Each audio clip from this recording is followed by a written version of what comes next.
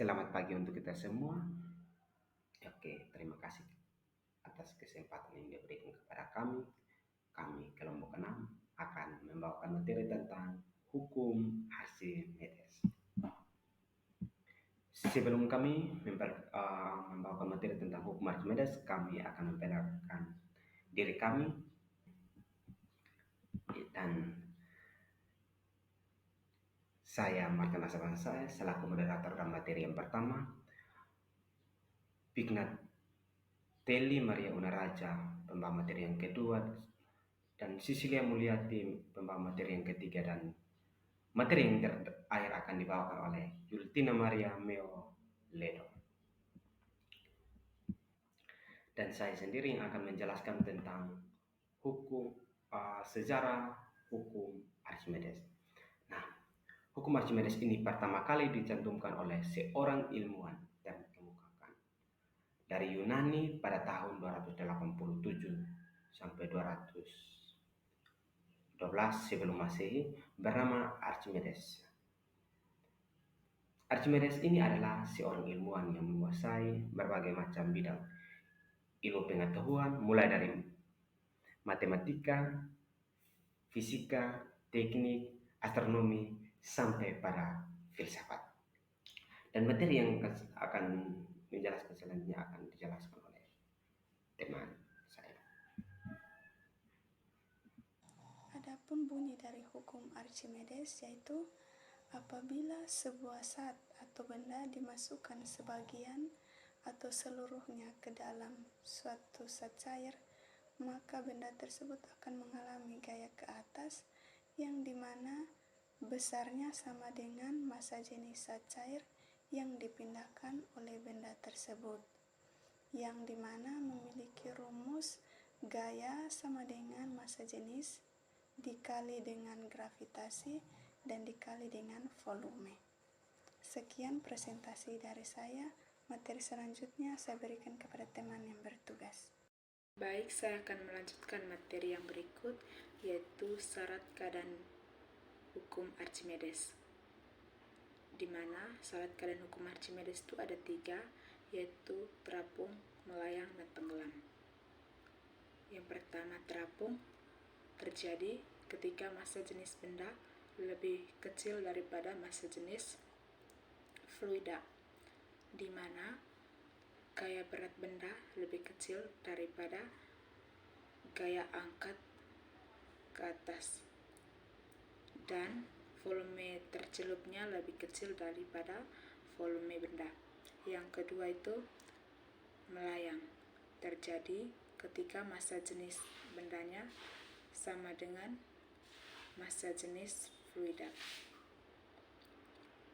di mana gaya berat bendanya sama dengan gaya angkat ke atas, dan volume tercelupnya sama dengan volume benda.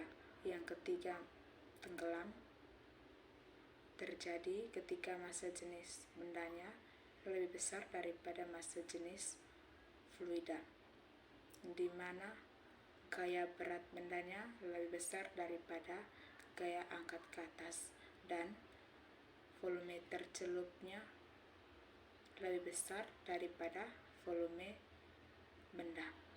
Untuk lebih jelasnya nanti akan kita lihat pada video praktikum hukum Archimedes.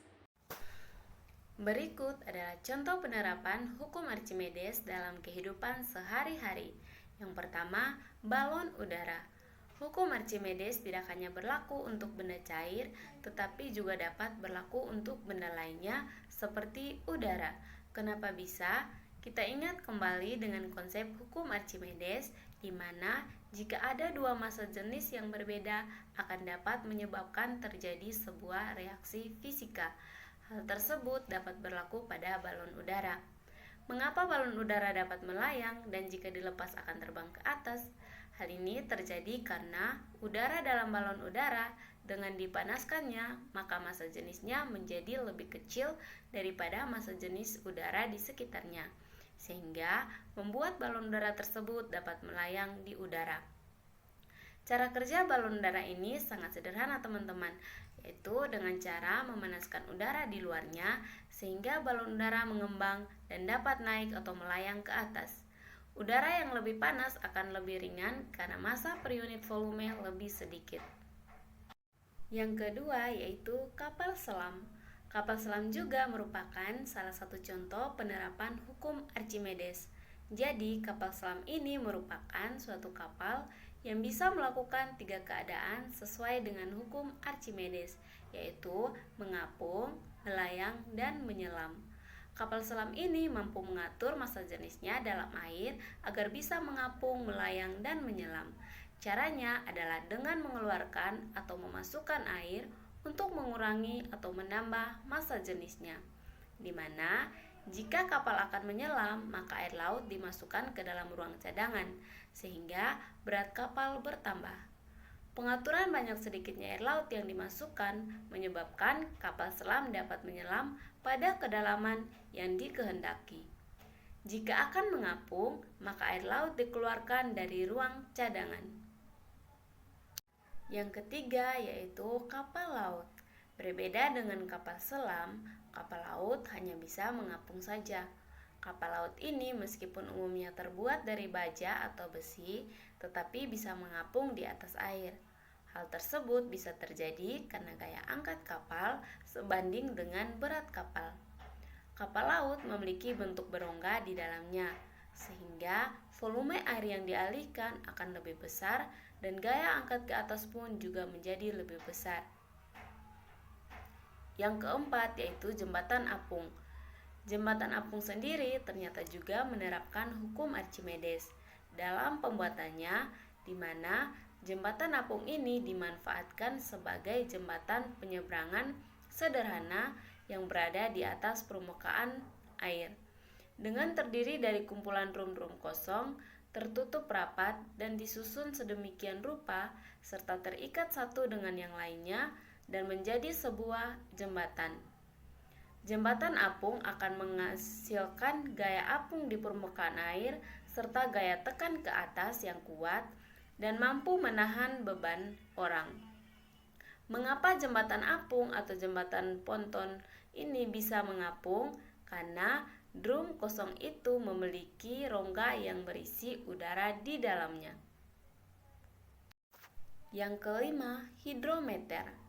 Hidrometer adalah sebuah alat yang digunakan untuk mengukur suatu debit zat jenis cair di dalam tabung atau ruang kecil tertutup yang tidak kasat mata, seperti tempat oli, air aki, dan sebagainya.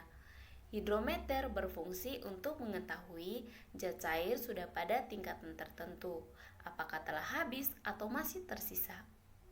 Dengan membentuk tabung kecil yang berisi pemberat serta terdapat ruang udara, sehingga ketika dimasukkan ke dalam zat cair, maka hidrometer akan terapung tegak dan stabil seketika.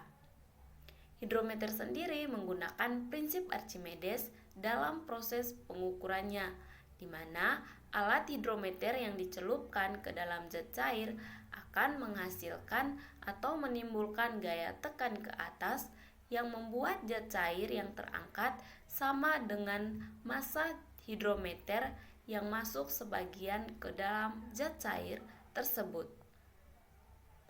Demikian contoh penerapan hukum Archimedes dalam kehidupan sehari-hari.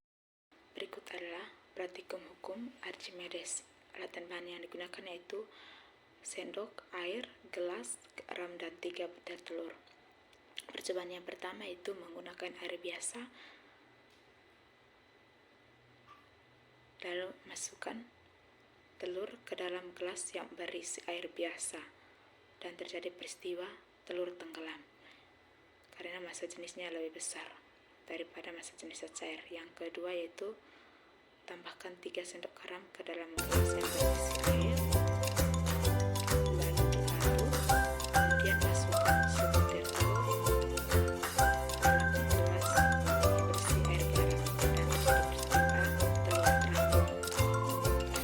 Yang ketiga itu tambahkan 3 sendok garam ke dalam gelas yang berisi air,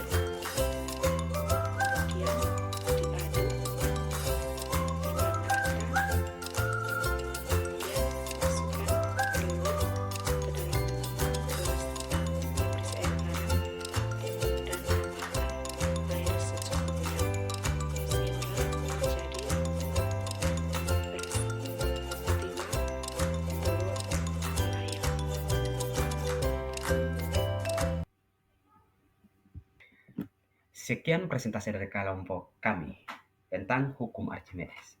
Ya, saya mewakili anggota kelompok kami, mohon maaf jika dalam penyampaian kami kurang efektif. Terima kasih.